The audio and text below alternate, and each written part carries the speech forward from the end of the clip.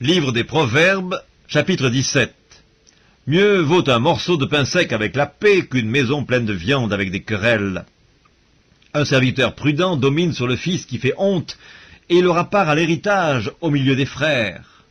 Le creuset est pour l'argent et le fourneau pour l'or, mais celui qui éprouve les cœurs, c'est l'Éternel.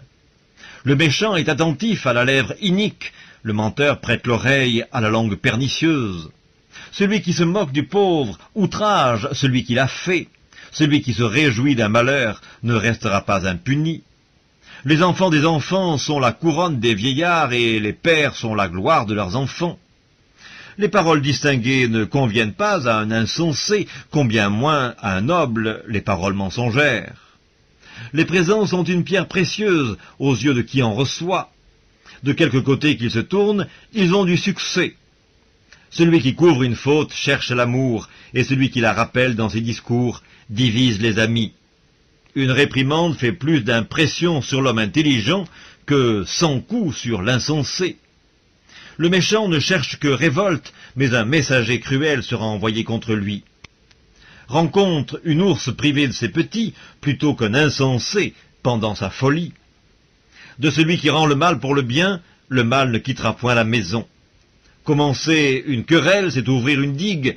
Avant que la dispute s'anime, retire-toi. Celui qui absout le coupable et celui qui condamne le juste sont tous deux en abomination à l'Éternel. À quoi sert l'argent dans la main de l'insensé? À acheter la sagesse, mais il n'a point de sens. L'ami aime en tout temps, et dans le malheur il se montre un frère. L'homme dépourvu de sens prend des engagements, il cautionne son prochain. Celui qui aime les querelles aime le péché, celui qui élève sa porte cherche la ruine.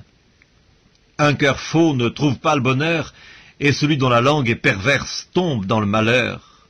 Celui qui donne naissance à un insensé aura du chagrin, le père d'un fou ne peut pas se réjouir. Un cœur joyeux est un bon remède, mais un esprit abattu dessèche les eaux. Le méchant accepte en secret des présents pour pervertir les voies de la justice. La sagesse est en face de l'homme intelligent, mais les yeux de l'insensé sont à l'extrémité de la terre. Un fils insensé fait le chagrin de son père et l'amertume de celle qu'il a enfantée. Il n'est pas bon de condamner le juste à une amende, ni de frapper les nobles à cause de leur droiture. Celui qui retient ses paroles connaît la science, et celui qui a l'esprit calme est un homme intelligent. L'insensé même, quand il se tait, passe pour sage. Celui qui ferme ses lèvres est un homme intelligent.